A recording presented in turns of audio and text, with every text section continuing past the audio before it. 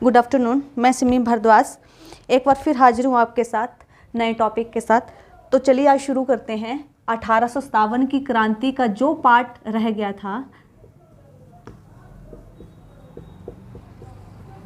अभी तक हमने पढ़ा कि 1857 की क्रांति के क्या कारण थे। उसमें से हमने पढ़ा सती प्रथा का अंत, बाल विवाह पर रोक लगाई, विधवा पुनर्विवाह या इनाम कमीशन, व्यपकत का सिद्धांत, इस तरह के जो भी कारण थे वो हमने पढ़ लिए थे। अब हम पढ़ते हैं इसकी शुरुआत कहाँ से हुई थी। 1857 की क्रांति की शुरुआत कहाँ से हुई, ठीक है। सबसे पहले देखते हैं हम बहरामपुर, ठीक है, ये उड़ीसा में है।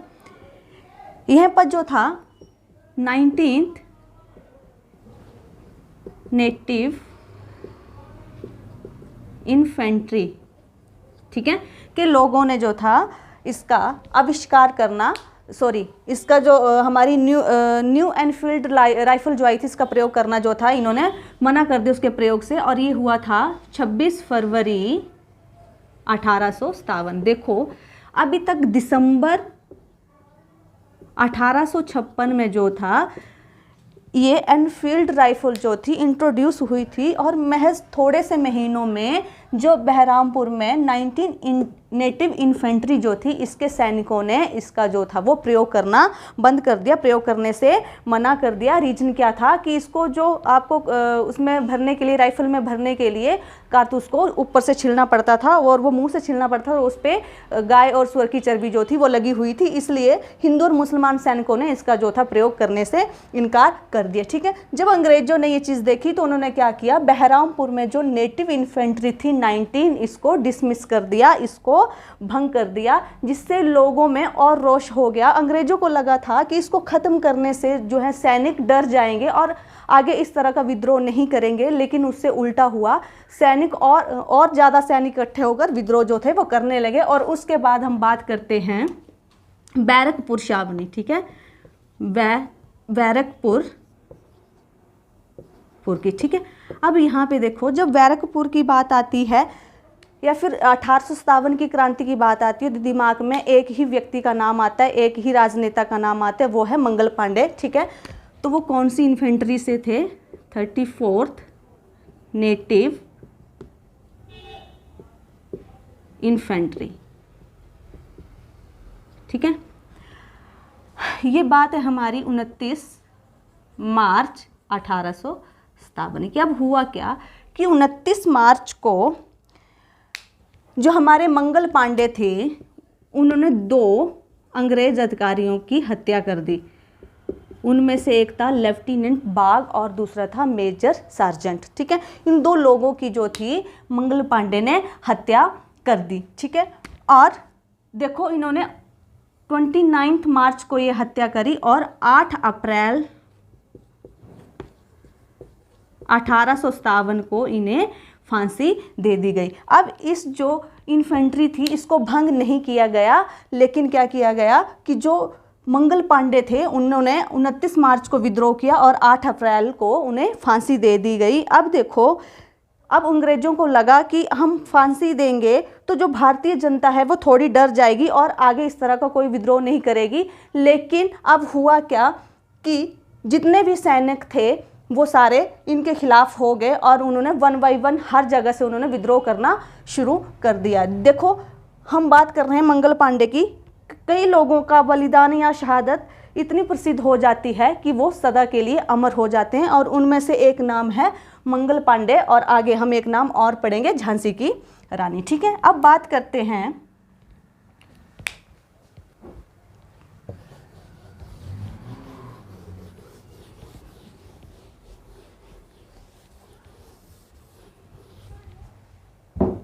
मेरठ।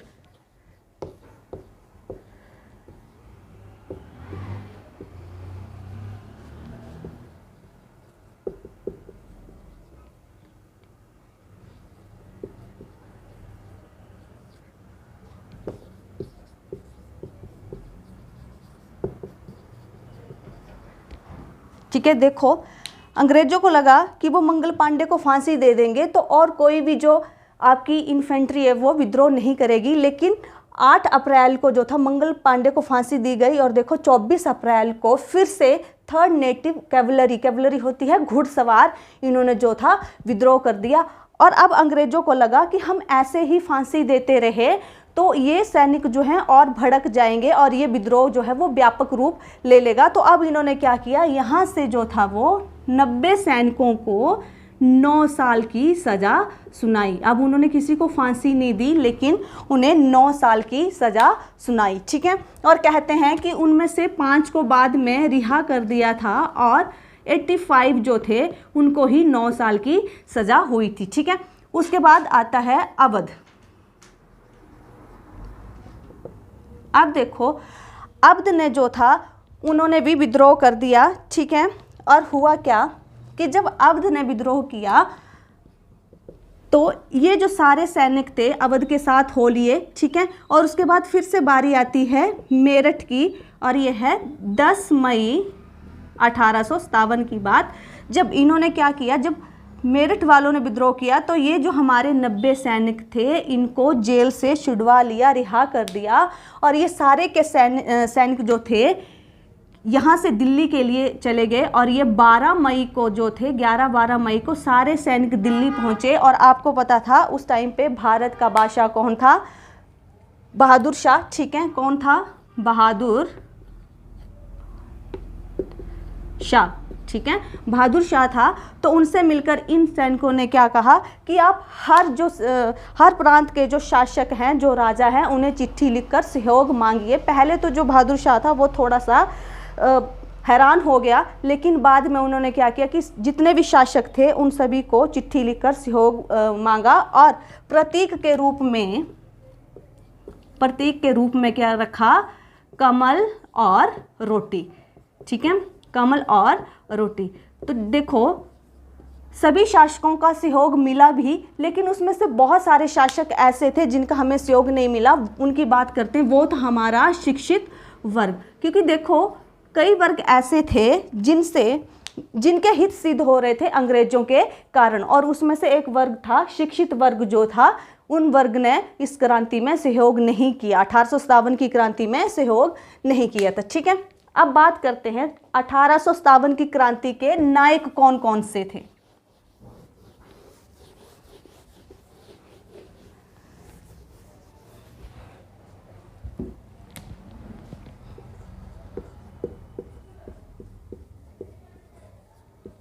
देखो सबसे पहले बात करते हैं दिल्ली की। जैसे मैंने आपको बताया कि मेरठ के जो सैनिक थे उन्होंने क्या किया, जो पहले विद्रोह हुआ था और उसमें से 90 सैनिकों को इन्होंने 9 साल की सज़ा सुनाई थी, उन्होंने उनको रिहा किया और सारे के सारे दिल्ली पहुंच गए। किसके बाद, बहादुर शाह जफर के पास, बहादुर शाह जफर के पास, ठीक है।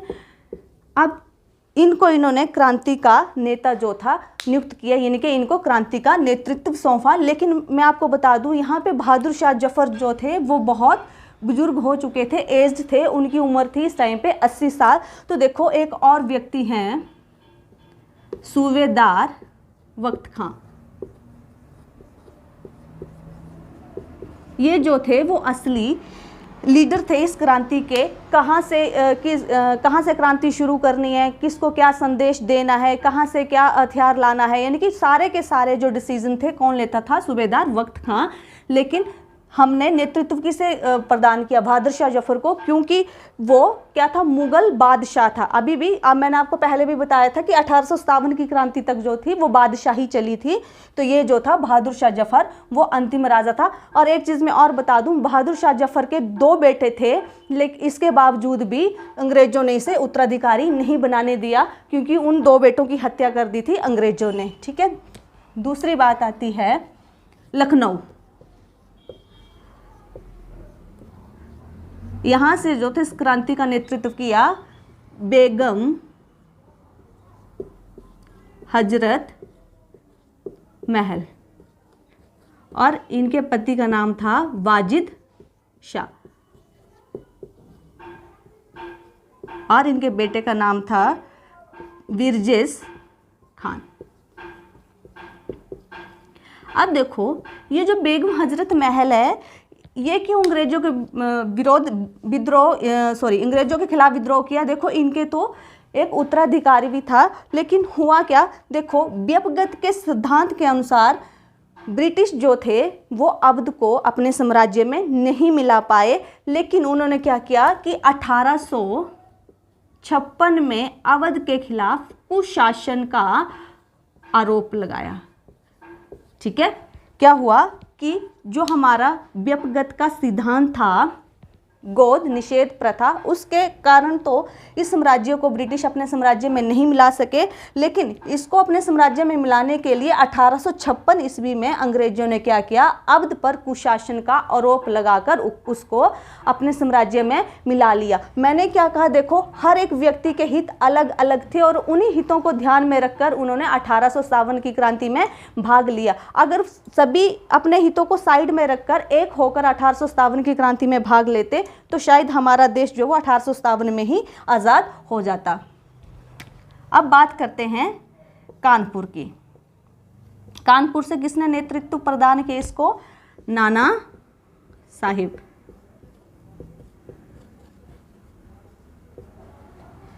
देखो ये बाजीराव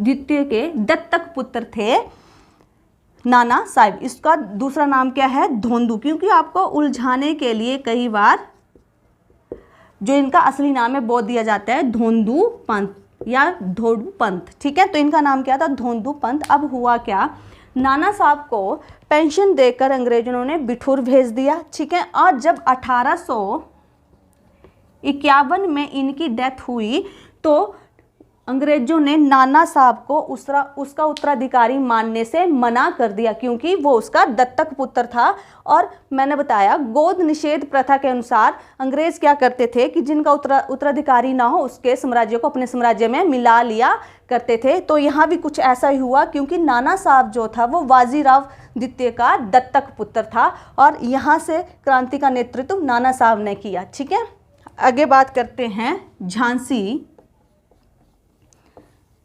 यहाँ से रानी लक्ष्मीबाई।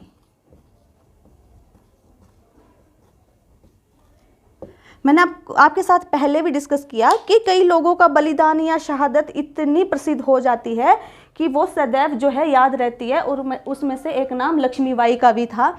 देखो इनके पति का नाम गंगाधर राव था और उनकी मृत्यु के बाद जो था उन्होंने झांसी का सारा शासन जो था वो संभाला था। अब हुआ क्या कि इनका एक पुत्र था जिसका नाम था दामोदर, और वो उनका दत्तक पुत्र था।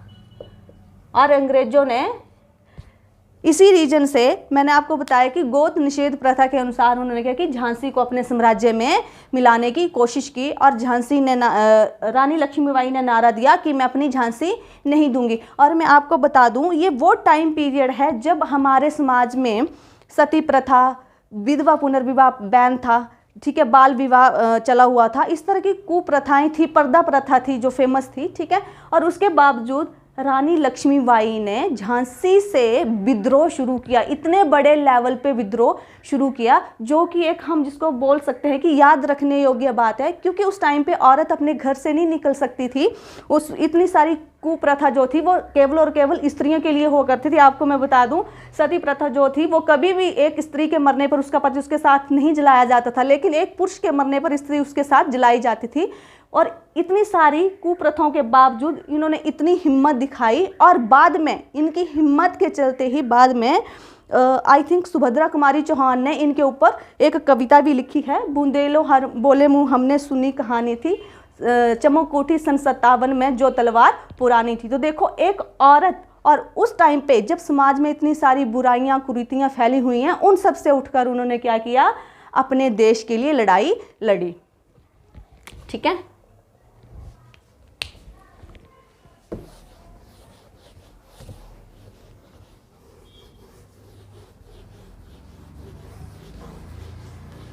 और मैं आपको बात बता दूं, एक थे हमारे तांत्या टोपे, उन्होंने किसी एक जगह से तो नेतृत्व प्रदान नहीं किया, लेकिन पहले उन्होंने किसकी सहायता की, नाना साहिब की और उसके बाद किसकी सहायता की? रानी लक्ष्मीबाई की। और ये रानी लक्ष्मीबाई के गुरु भी हैं। और रानी लक्ष्मीबाई का बचपन का नाम है मणिकर्णिका, या मूल नाम क्या है? मणिकर्णिका। आपको पता होगा कि पुराने टाइम में क्या होता था, विवाह के बाद जो है लड़की का दोबारा से नाम रखा जाता था, इसलिए उसका लक्ष्मीबाई का जो मूल नाम है वो है मणिकर्णिका, और ये शादी के बाद गंगाधर राव का दिया हुआ नाम है। ठीक है, उसके बाद बात करते हैं जगदीशपुर। यहाँ से जो नेतृत्व प्रदान किया था वो था कुंवर सिंह। ठीक है, और उसके बाद बरेली। बरेली से खान अहमद दुल्ला ने अपना नेतृत्व प्रदान किया था इस क्रांति के लिए। और अंत में बात आती है बागपत, और यहाँ से शाहमल। देखो बाकी तो ये सारे शासक थे और इन्होंने अपने अपने हितों के लिए जो था इस विद्रोह में भाग लिया था, लेकिन मैं बात करूं शाहमल की तो एक शिक्षित व्यक्ति थे और ये कोई शासक नहीं थे। बागपत दिल्ली के साथ में है। ठीक है, और इन्होंने क्या किया, इन्होंने रात रात को, सबसे पहले इन्होंने रात रात को घूमकर 84 यानी कि 84 गांव को इकट्ठा कर लिया। और यहाँ पे एक सिंचाई विभाग था, सिंचाई विभाग था, उसको इसने उस पर कब्जा करके शाहमल ने उसको एक न्यायालय का रूप दे दिया, कोर्ट बना दिया, और सभी जितने भी गांव वाले थे उनकी समस्याओं को इस सिंचाई विभाग में सुना करते थे और उनका समाधान दिया करते थे। और रात रात में जाकर, देखो दिन में इसलिए नहीं जा सकते थे क्योंकि अंग्रेज भी तो चाहते थे कि इस क्रांति को दबा दिया जाए, ये क्रांति अधिक ना फैले, इसलिए इन्होंने रात में घूम घूम कर 84 गाँव को इकट्ठा कर लिया था। ठीक है, और इन्होंने सिंचाई विभाग पर कब्जा करके उसको कोर्ट का रूप दे दिया। और मैं एक चीज़ और बता दूं कि उस टाइम पे देखो हमारे पास संचार के माध्यम नहीं थे। ठीक है, हमारे पास टेलीग्राफ या रेलवे या इस तरह के कुछ भी नहीं था, तो उस टाइम में इतने गांव को इकट्ठा करना मुश्किल रहा होगा, लेकिन फिर भी हमारे जो क्रांतिकारी हैं, जो हमारे नेता हैं, उन्होंने इतने गांव को इकट्ठा कर कर क्रांति में भाग लिया। और इनकी जो मौत थी वो बहुत ही दर्दनाक थी। कहते हैं कि अंग्रेज़ों ने इनके शरीर के टुकड़े टुकड़े कर दिए और इनके जो सर था उसको पूरे जो उनका प्रांत था वहाँ पे घुमाया। क्यों? ताकि लोग जो है इस मौत से डरें और इस तरह का कोई काम ना करें। ठीक है, अब बात करते हैं इस क्रांति के सफल या असफल होने की। देखो कई लोगों का कहना है कि ये क्रांति असफल रही, लेकिन ये क्रांति ना तो पूर्णतः सफल रही और ना ही पूर्णतः असफल रही। तो देखते हैं इसकी असफलता के कारण क्या थे।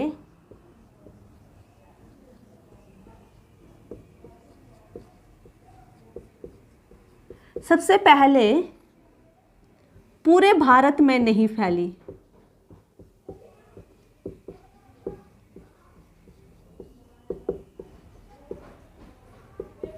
देखो मैंने आपको कहा है कि आप हिस्ट्री और ज्योग्राफी पढ़ रहे हो तो दिन में 2 या 3 बार जो है मैप देखा करें। मैं यहाँ पे मैप नहीं बना सकती, लेकिन मैं आपको बता दूँ ये क्रांति जो थी सिर्फ उत्तर भारत में पहली थी। दक्षिणी भारत या फिर पूर्वी भारत, पश्चिमी भारत में इस क्रांति का उतना फैलाव नहीं हुआ और ये नहीं फैली, इसलिए ये क्रांति असफल रही शायद। और दूसरा एक रीज़न और भी था, ये क्रांति अलग अलग प्रांत में अलग अलग तारीख को जो थी वो शुरू हुई। हो सकता है कि क्रांति एक ही दिन शुरू होती तो शायद अंग्रेज इसे कभी भी नहीं कुचल पाते और इसे नहीं दफना पाते। ठीक है, तो सबसे पहले क्या था, ये पूरे भारत में नहीं फैली, ये सिर्फ और सिर्फ उत्तरी भारत में फैली थी, उत्तरी भारत में फैली थी। ठीक है, अब सेकंड है हमारा, सभी वर्गों के लोगों ने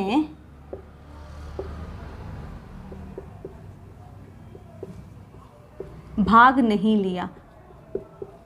जैसे कि मैंने आपको बताया कि कई वर्ग ऐसे थे जिनके हित जो थे वो अंग्रेजों के कारण सिद्ध हो रहे थे, उन्हें अंग्रेजों से फायदा हो रहा था और उन्होंने इस क्रांति में भाग नहीं लिया। बात इस क्रांति की नहीं है, उन्होंने 1947 तक अंग्रेजों का साथ नहीं छोड़ा, वो अंग्रेजों के लिए वफादार बने रहे। ठीक है, जैसे इसमें हमने बात करी, एक था हमारा शिक्षित वर्ग।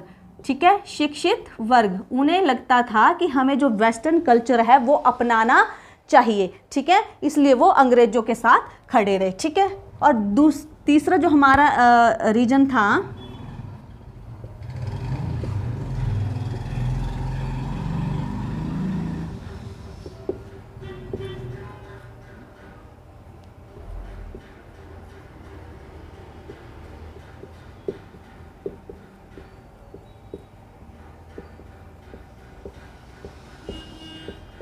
ठीक है, क्या था, कंपनी की तुलना में हमारे पास हथियार और तकनीक नहीं थे। मैं आपको बता दूं, उस टाइम औद्योगिक क्रांति हो चुकी थी और अंग्रेजों के पास जो थे वो बहुत अच्छे हथियार आ गए थे, लेकिन हमारे पास उतने अच्छे हथियार नहीं थे। और जब देखो 1856 की बात करते हैं, 1853 से 1856 की जब बात करते हैं, जब भारत में रेलवे लाइन बिछाई जा रही थी, मैंने आपको पहले भी पढ़ा चुकी हूँ कि पहली जो रेल थी वो मुंबई से थाने चली थी 34 किलोमीटर दूर। ठीक है, तो देखो इस टाइम पे क्या हुआ, रेलवे जो चली थी और उसी टाइम पे टेलीग्राफ की लाइनें भी बिछाई जा रही थी, यानी कि अंग्रेजों के पास एक जगह से दूसरी जगह संदेश भेजने के लिए साधन थे, लेकिन हमारे पास साधन नहीं थे। हमारे पास अभी भी क्या था, एक ओल्ड मीडियम था, क्या था, कमल और रोटी। यानी कि हमने इस क्रांति का प्रतीक किसको बनाया, कमल और रोटी को। अगर हमें एक जगह से दूसरी जगह संदेश भेजना होता था तो हम क्या भेजते थे, कमल और रोटी। तो देखो, जब हमारे पास संचार के साधन ही नहीं हैं तो हम इस क्रांति को कैसे विस्तृत रूप दे सकते हैं। ठीक है, और अंग्रेजों के पास हथियार भी अच्छे थे और उनके पास संचार के मीडियम जो थे वो भी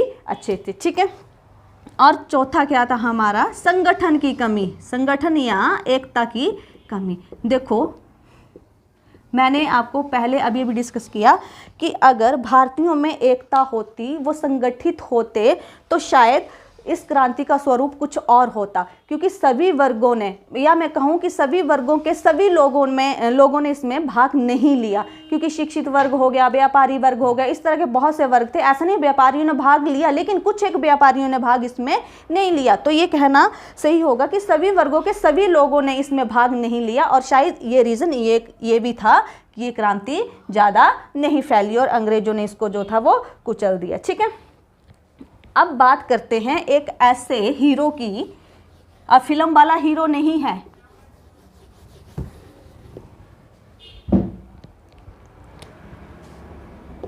वीडी सावरकर। इनका पूरा नाम क्या है, विनायक दामोदर सावरकर। देखो, ये उस टाइम ब्रिटेन में थे और इन्होंने कुछ तथ्यों को जुटाकर सिद्ध किया कि ये सिर्फ सैनिक विद्रोह नहीं था, क्योंकि 1857 की क्रांति को कईयों ने क्या किया, सैनिक विद्रोह का नाम दिया। लेकिन जो हमारे वीडी सावरकर है, ब्रिटेन में रहते हैं, उन्होंने कुछ तथ्यों को जुटाया और उन तथ्यों के आधार पर सिद्ध किया ये सिर्फ सैनिक विद्रोह नहीं था, ये भारत का प्रथम स्वाधीनता संग्राम था, या प्रथम स्वतंत्रता संग्राम था। देखो, उन्होंने एक किताब लिखी जिसका नाम क्या था, 1857 का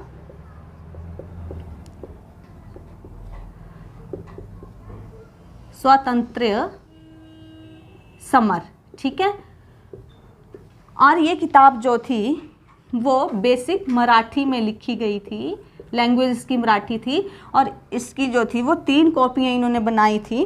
ठीक है, और इनको पता था कि इस पे छपने से पहले ही प्रतिबंध लग जाएगा, और वैसे ही हुआ। इस पर प्रतिबंध लगा दिया गया अंग्रेजों द्वारा, लेकिन उन्होंने उससे पहले क्या किया कि उन्होंने भारत में कॉपी अपने भाई को भेजी जिसका नाम था वावा राव सावरकर,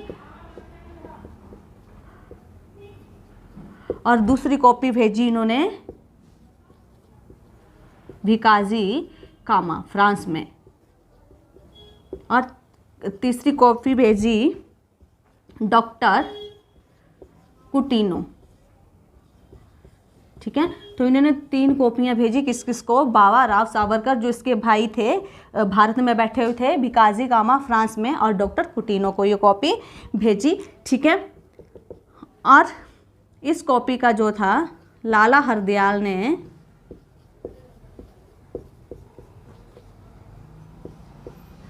अंग्रेजी अनुवाद कराया, किसकी हेल्प से, भिकाजी कामा की हेल्प से। ठीक है, अंग्रेजी में अनुवाद करवाया। ठीक है।